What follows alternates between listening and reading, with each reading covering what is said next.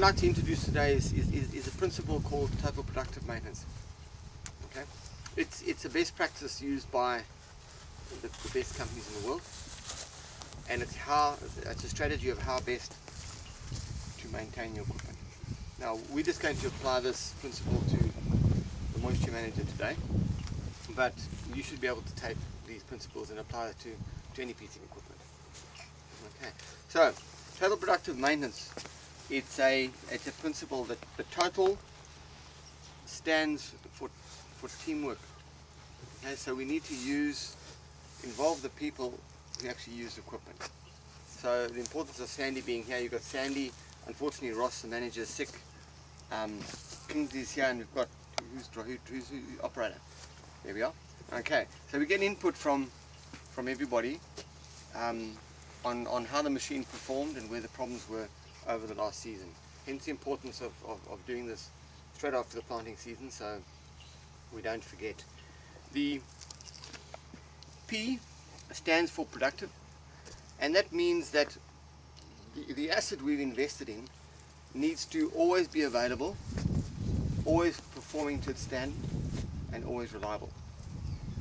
Okay, so you've invested in a piece of gear, you're working over a critical period of time of planting, and I would assume any downtime is quite critical for you.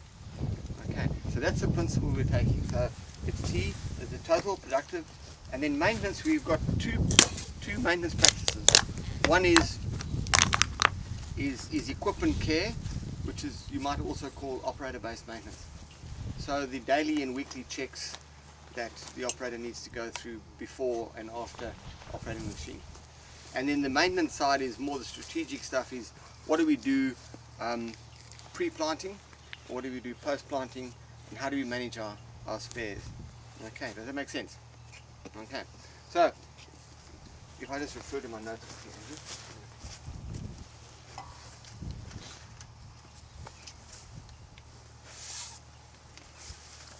here, and the really important thing here for me in my experience has been, it's a structured process to follow. So once you've taught someone how to follow this, it takes you down the path, and generally you will come up with a list of actionable points at the end of the day. Okay. And our structured process is that we need to first of all we need to plan. So take for example today we've planned for the session, we've got the right people here, we've got the gear, and Kingsley's been kind enough to organise a pressure cleaner for us. We've got the team and we have the equipment. Then we go through a process of inspecting and tagging. So we like the machine as it is coming out of the field. We'll use different colours for different systems. The different colour tags for hydraulic system, electrical system. I've called them mechanics. So the mechanicals are the moisture managers, and then the fourth system we have here as a frame. Okay, so the importance of seeing the machine dirty as it comes out the field, we can see where the oil is leaking, where the grease is leaking, and where you've got some issues around some lubrication. So that's why we wouldn't clean it first. Okay, so we'd first go and tag around hydraulics, and I would assume in this case some mechanics, the mechanicals, and then I would suggest we clean the machine down with Bernie's advice on what we should and shouldn't do around the hydraulics and control box and electrics. And then once it's nice and clean, we can then go and have a look at the structure and the electricals to determine whether there are any issues. Does that make sense? Any questions so far? And then what we would then do is walk around during the tagging process, and each tag gets a number, and then log a list of what those issues are. Point number 1, leaking pipe. Point number 2, broken connection, etc., etc., etc. Then afterwards you can go back to the office or the workshop and sit down and work out an action plan. Who's going to do what? Now, one of the important things talking through planning this workshop with Bernie was if the farmers prepare to do that on their own, then you should have a list of issues you can email to Bernie directly, and he can give you a price for the work that he needs to do. And you should be able to get a better deal. If he's coming to a clean machine, everything is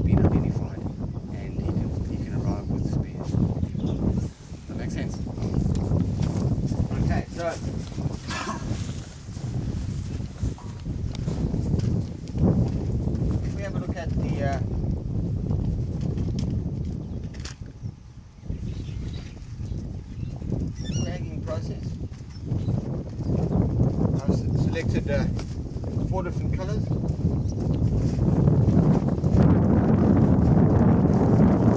Green tags, yellow tags, red tags and blue tags. I've selected the blue tags for the electrical system. Who would volunteer to inspect the electrical system? Yeah. Here we are. Green tags for the moisture manager and mechanical units. Who would like to volunteer to take those? Kingsley, there we are. Okay, the frame. Who's going to take on the frame? Take on the frame. And hydraulics. We've left it all to Bernie. Yeah, Bernie's going to advise us, so I'm going to take the liberty of nominating you. Okay. Thank you. So guys, if you have a look at those, what I need to do is also hand you out some pens.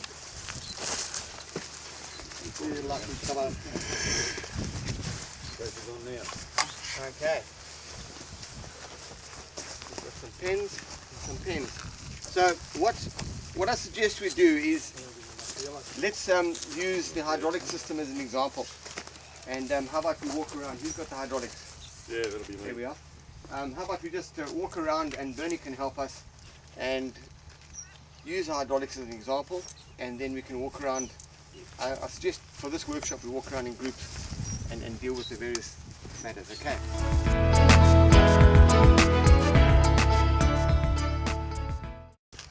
Let's have a look. Who's doing the hydraulics? Yeah, that'll be me. Where should we start? Where do you reckon we start when doing the machine? Start the machine from the tractor, lines up into the burning valve, and then from the burning valve out to the side of the machine. Okay. Do you mind taking us through what you think we should check? So what you'd be looking at is make sure all the connections are fine. There's no oil on the hoses. All these hoses haven't got any oil or dirt around.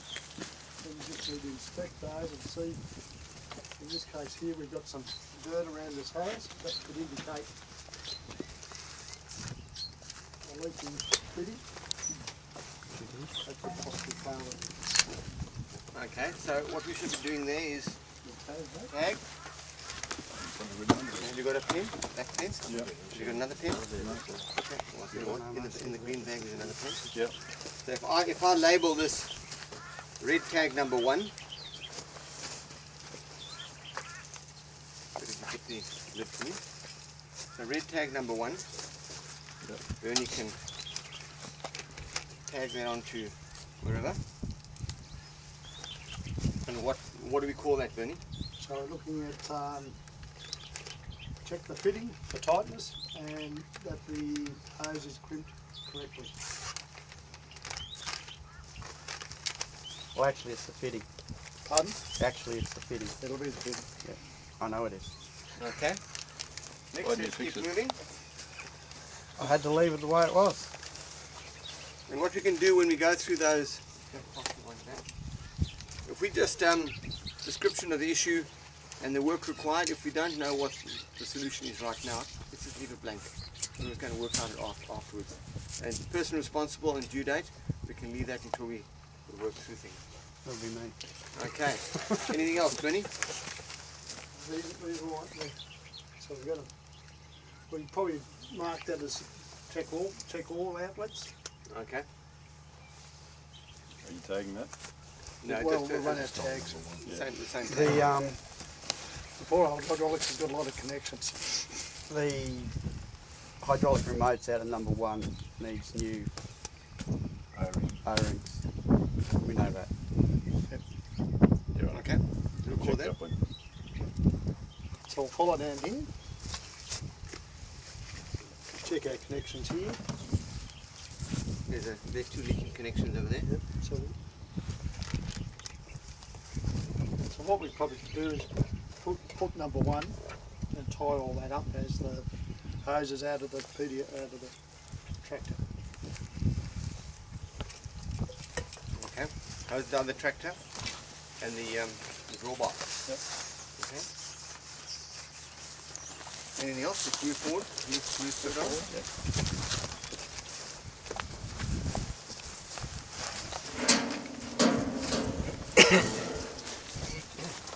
Now in the burning valve.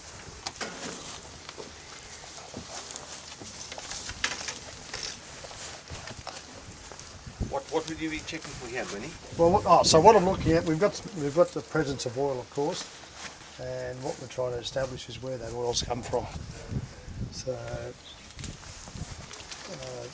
just on looking at it, looks like we've got maybe some interface O-rings on the solenoid valve possibly leaking. So, what tag number is that? 2. How old is this machine? 3.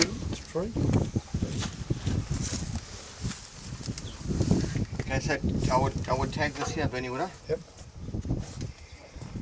So we call that the Bernie valve inspection or the manifold assembly. There is an issue with the Bernie valve that when you raise all the row units, that once it's finished its raise cycle, the press wheels immediately start to fall. So that could be either of two problems. There's the seals in a few of those cylinders could have possibly failed. Yep. And so what's happening is once you've lifted them up and you switch it off, the oil's bypassing from the front to the back. So then you need to do a test to find out which cylinder is the culprit. All 33 drop. That's okay because they're all looped together. Yep. So it's on a common line, and that line feeds all cylinders at once. So you only need 1 or 2 cylinders leaking for them to all to drop. But if you turn those taps off you've got your hands next to, they don't drop. Then it becomes a hydraulic problem in the manifold block. And then we're looking for the interface. There's a valve there that actually selects the units to go in regeneration, and we possibly have an O-ring failure on the poppet. Yep. Okay, excellent. So let's continue. And any more questions around the burning box while we're here, burning valve? Some machines, like the one machine we've got, you can't raise to change a point or something. You can't raise them. The more current machines, you can flick switches in here and raise the. Easy. The stump jump, yeah. Yeah. So what they did, and the older ones you can't, like these guys. Right. So I just wondered if there's a retrofit where you can get that, so it makes it simpler for them to. Yeah, Bernie, what is there money? That can be done. All they've done is the original stump jump was just on the front end of the cylinder, and you're applying pressure to there, and you control that pressure depending on what force you wanted for stump jump. Yeah. To have the points come out of the ground, what we ended up doing was putting pressure on the opposite side of the cylinder and driving that cylinder up. Yep. So all we need to do is run another lot of lines to feed each cylinder. Because it takes 2 men to do that, the first one, whereas it only takes you to do it by yourself. That's really right. simply. That's right, yeah. So yeah. You probably should. I think that would be a worthwhile option to consider. That was done on 2 or 3 machines. Yeah, I've I got don't one. think that's. But it is a great thing, especially in the field at night time when you don't have to call on someone. It just makes it simpler. Yeah. We need to just record that for. So all we need to know is the number of openers and your width of your openers, and we can work all that out. 12 metre 41, and yeah, they're all a bit different. If I know which machine it is, I can actually do the cut lengths and have all the pipes ready to go in. Yeah. So Okay. I'll have a record of that machine and the cut lengths in the workshop. So the other thing we're looking for here, we've got a hose that's leaking. So we've got to investigate that, whether it's a fitting or the hose itself. Yeah, that also to tag 2. Yeah. Yep. So it'll be on 2, so it'll be all On incorporated 2, too. righto. Yeah, I think we just call it Bernie valve, and we nominate several things in the block itself, otherwise we're chasing our tail a bit. So There's a lock nut missing off the accumulator unloading valve. It's all on 2, is it? That's on 2. So one of the disciplines we need to develop is these tags should stay on until the problem's been solved. Yep, until it's fixed. Yeah, and the reason we've got colour tags so it's in your face, you can see it all the time. We've got plastic tags so we can give it a good wash without destroying the tags. And most of the oil could possibly be coming from this one hose. Yep. Would it be worthwhile starting the machine and having a look? Would that be worthwhile? I don't think so. I think your dirt on the hose is the best indication for oil. Everything look okay on the burning valve? I can see some oil leaks here. Oh, it's after the burn. Oh, right.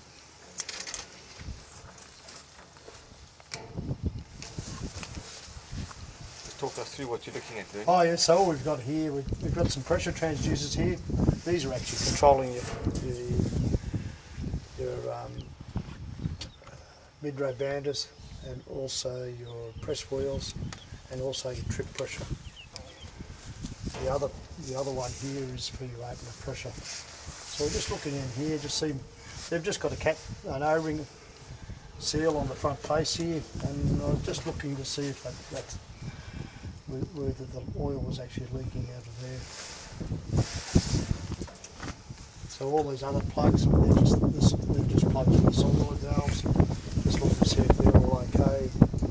They seem in good condition. All these valves also have these lights on top, so you can actually fault find yourself in the field if you've got something not operating. That light will indicate to tell you whether the valve's actually driving or not. With that particular valve, if you just got your monitor on in the cab and no main 12 volt power into that unit, you'll have red lights coming on that plate with all the plugs in it. Yep. If you have 12 volt going in there, the main power supply, Yep. you'll have the green lights as well. Okay. And we found that out one night, about 2 in the morning.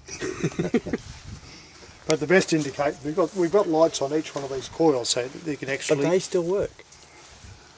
They still. Oh, that's right. One of them will work. One's on all the time, and some of them aren't. Yeah. So depending on the function, they either stay on or switch off. The first thing we do is make sure we've got 12 volt power, Which is the green light which is the green light. Yeah. on the plate. Yeah, on that plate, that's all the plugs are plugged into.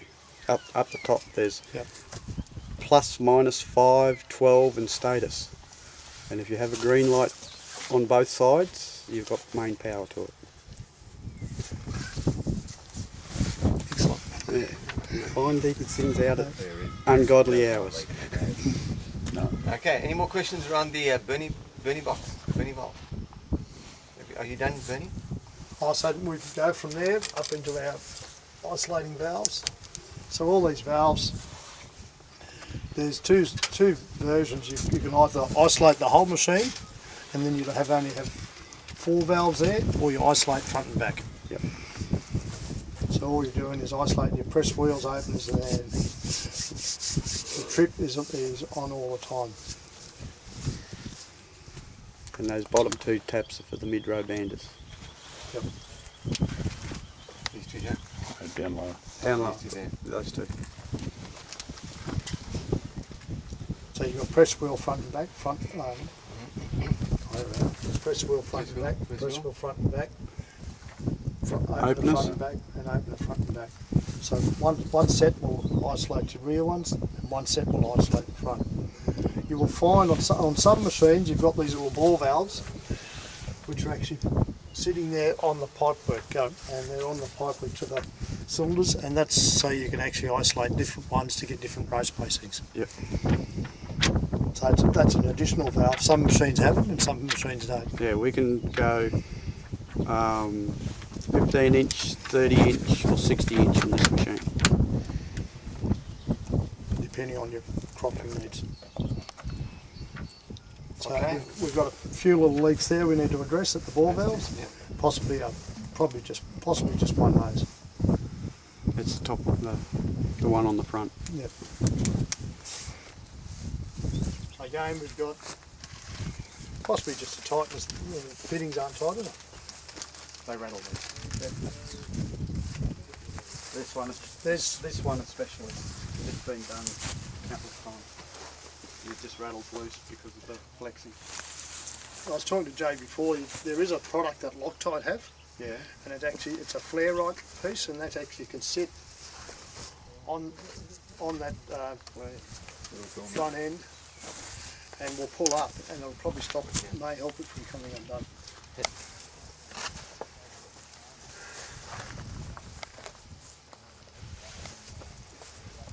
So that seems to be all these. Yep. Those two have gone. Then you, well, that one is. That one is.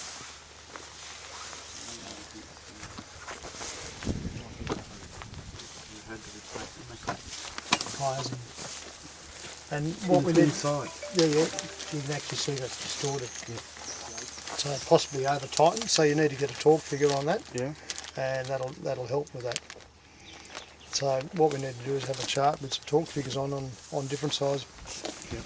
hydraulic fittings. So we can do that. Yep. You just use a crow's foot to. So is that going to be a replacement, isn't it? It will be. Replace fitting? Yep. Number 7, yeah. Yeah. Then Pivot over again. Oh no, this is just the main pipes. Oh, yeah, I can see it over there. Pipes on the reed. So it'll be a tighten, possibly a flare right tool. What's the flare rod? It's a Loctite product, goes between the flare and the nut.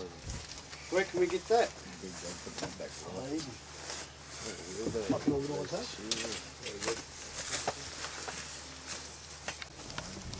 We'll look down the centre pipe work to see whether there's any leaks there. There doesn't look to be too many there. Then we're looking at cylinders. Looking at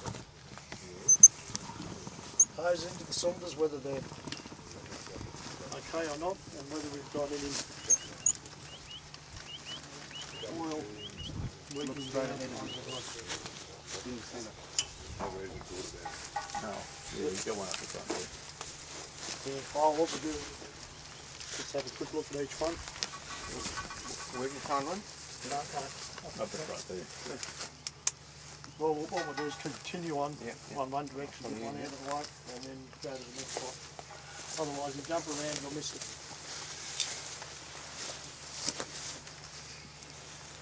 that one was a leak. It is a leak, is it? Was. Former. Okay. Same as that one. That's still, is that been fixed or not? So we got a opener hose. Now we're going to individuals, we're probably going to identify them individually. Grant, need your tickets.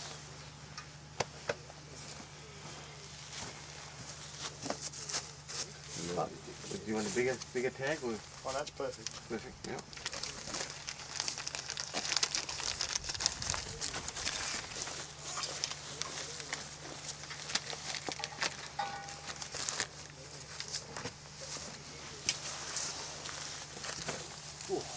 Watch your head. I thought I'd remember that from putting them together. You got a flat top. Would you just go through that again, Bernie, in terms of what the issue is if you continue to use it?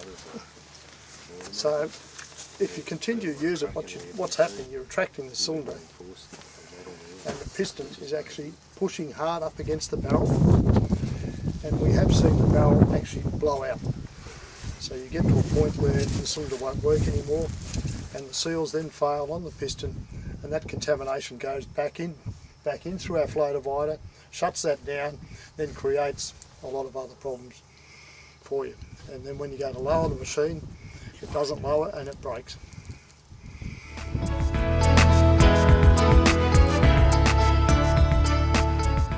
How about we all just go through the one unit in terms of what needs to be checked, and then we can let you guys after do it on your own and maybe okay. You can lead the way. What do you check on a unit? First thing we start, it works on the front to the badge. Yeah. So we check this pin, the swivel point, make sure it's free. The machine can move side to side. These bolts, stopping bolts. We've got a couple with, I think it's 4 with the hex head broken off. So check all that. We've got a pin out here. People have a look. Yeah, we'll check all the pins, yeah. We've actually got one out. Yeah, I see that. So there's a tag goes on that one. And if you tag one, you check them all. Yeah, well, my suggestion is wherever you find a problem, put a tag. Now, that's good, excellent. You need to write that in there.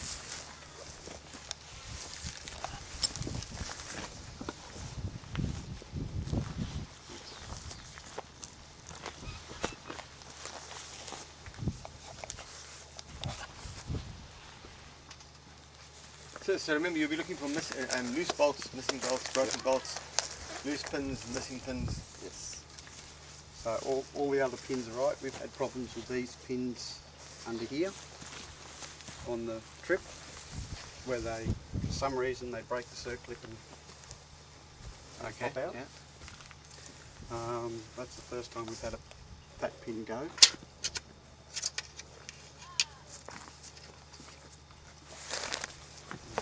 That actually needs to be a new pin. Now all the press wheels, all these bolts, they rattle loose. Even with the nylock on them, they still rattle loose. So you're checking them. Which one? All these, I think both of them. We break them. So these bolts rattle loose. They break occasionally, and these two always rattle loose. Kingsley, while we're talking about bolts, how often do you tighten the structure bolts? Structure bolts, pre-season. Pre-season? You're going to do a pre-season On all them. We've done it every year.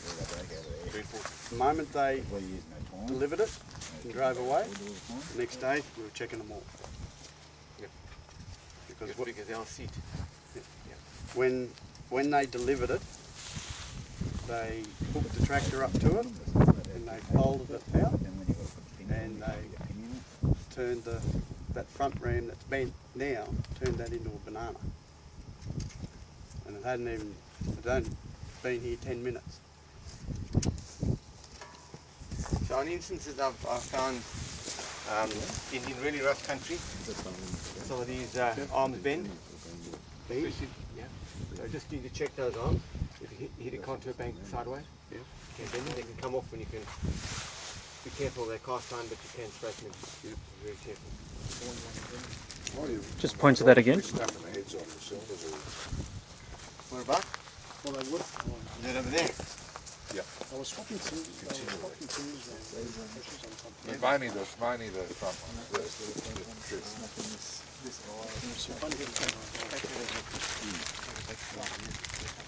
Well, we've got a bad batch, but we're rebuilding. But these guys have had one for 4 or 5 years, and they're starting to snap it out. So you snap how many? This is about 4.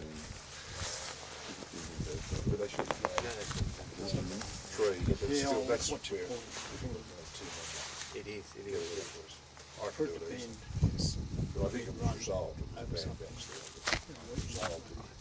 I heard there was a bad batch. Yeah, I had these guys is 4 or 5 years old. So They've got the little knockers in there and so they you take get that pop out. 5 or 10 with 2 men trying to do it. You're going to have some injuries. So the idea of the knocker is the piece. So number 2 when you put I've got some down is wire check all the bolts on each unit. forward, Yep. I can't remember which way, and then the knocker. And then number 3 on this That machine knocker isn't out of the way. is replace all the culture discs. The cylinder goes in. Yep. It's the knocker. Number 3. You might want to put that down. That's the piece that swivels You've got in there. You've got some longer That's tags not there if you free. need them. one you've got there. How long have you got out of here, Carl? The Sim's got nowhere to go, so that he'll 10,000 piece. hectares. Actually hits the rocker. So this is the first The Sim's still running. Gotcha. Yeah. And it's been some pretty hard country that it's been through.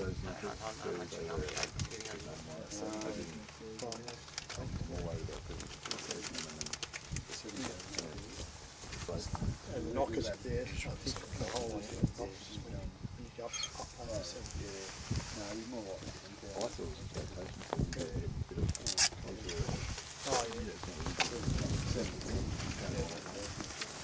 Okay, so you need to go through each one of those, don't you? Yep. You'd also check you'd had some issues with With these bolts, these screws inside, the height adjustment screw. We've got 4 broken. And if I remember right, it wasn't You don't have that. he only got one. you just put a rattle gun on there and away you go. Stay with it.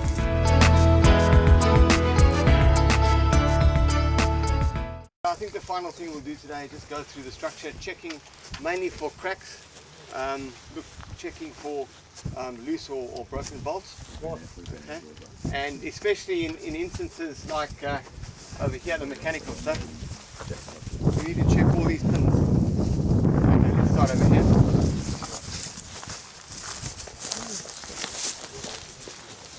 Here we go, the other side. Just checking the bolts and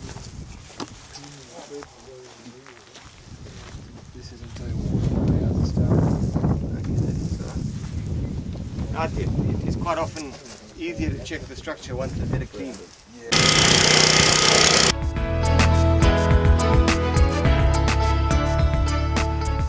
So there are a few suggestions that came through today. One is we need to look at the R clips. Yes. As an alternative. The other one was Bill suggested on these pretty good idea. On these bases that pin locks. Yeah. On the front and the back stick a red reflective paint or sticker so that you can see from the cab when they're unlocked. Yep.